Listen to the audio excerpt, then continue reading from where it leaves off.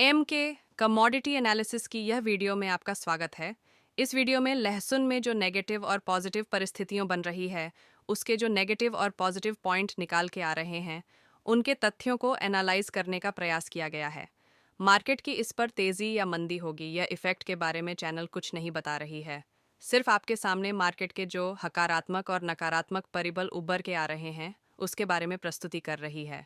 सबसे पहले बात करते हैं मार्केट के लिए नकारात्मक परिबलों की। नकारात्मक परिबलों में देखा जाए तो सबसे बड़ा नकारात्मक परिबल है मार्केट में जो मोरल डाउन है वह है विदेशी माल के कारण मार्केट में बहुत ही बड़ी परेशानी का सामना किया है। अब अपील ये की जा रही है कि विदेशी माल तो हर साल आ रहे हैं, तो इस बार क्या नया है। लेकिन वास्तविकता ये है कि हर साल से ज़्यादा माल इस साल आया है। और दूसरी बात यह है कि हर साल माल कुछ बड़े सेंटर होता कि सीमित रहता था, इस साल विदेशी माल दूर तक फैल गया था। मार्केट के लिए और नकारात्मक परिबल ये है कि एमपी की मंडी में उम्मीद से ज़्यादा माल आमद के रूप में आ रहा है। इसके कई कारण हैं। इनमें से कारण यह भी है कि भाव के उच्च स्तर को देखते हुए बुवाई में उम्मीद से कम माल गया है। मार्केट के अन्य नकारात्मक परिबल को देखा जाए तो व्यापारियों का खूब नुकसान होने से व्यापारी बाहर है। इसके अलावा कोई नकारात्मक परिबल सामने आता नहीं दिखाई दे रहा है। इसके सामने अगर पॉजिटिव पॉइंट्स की बात करें तो अब देसी माल, विदेशी माल और ऊँटी माल से सस्ते हो गए हैं।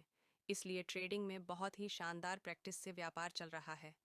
दूसरी ओर इस व्यापार में जो मंजे हुए खिलाड़ी है, वह यहाँ से स्टॉक के बारे में सोच रहे हैं, जिनकी खरीदी शनिवार से चालू हो गई है।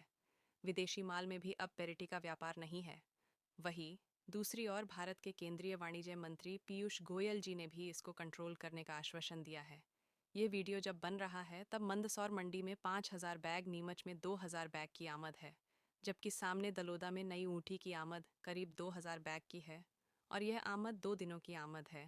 और आगे कुछ मंडियों में 1 दिन और कुछ मंडी ओ में 2 दिन छुट्टी आ रही है, इसकी आमद है।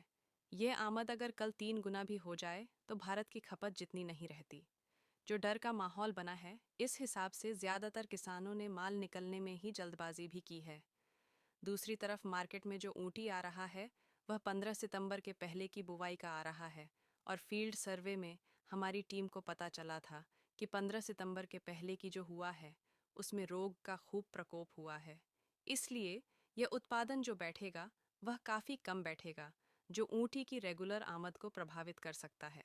दूसरी ओर आगे जाकर लगातार बारिश के स्लॉट भी मौसम वैज्ञानिक बता रहा है, जो फसल की आमद को आगे जाकर प्रभावित कर सकते हैं।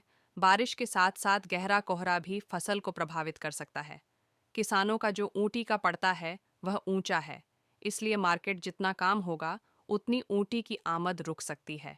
ऐसा भी एक अनुमान है जिसका फायदा देसी के मार्केट को हो सकता है। आज देसी की बिक्री की बात करें तो वडोगा पट्टी में ऊँटी के मुकाबले देसी के माल शानदार तरीके से बाइक हैं। यह भी दिखता है कि अब देसी का व्यापार पैरिटी में हो गया है। आगे जाकर कुंभ के मेले की खपत और शादी के शुभ मुहूर्त शुरू हो रहे हैं, इस हिसाब से भी ग्राहक को सपोर्ट मिलेगा।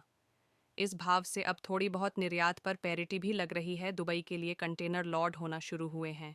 और हकारात्मक परिबल की बात करें तो अभी भी गुजरात से इतना आमद प्रेशर बना नहीं है जो हर साल बनता है। ये कुछ मार्केट से पॉजिटिव और नेगेटिव बातें निकाल कर आ रही थी, वह आपके समक्ष प्रस्तुत की है। आगे तेजी या मंदी की कोई परिभाषा यह चैनल प्रस्तावित नहीं कर रहा है।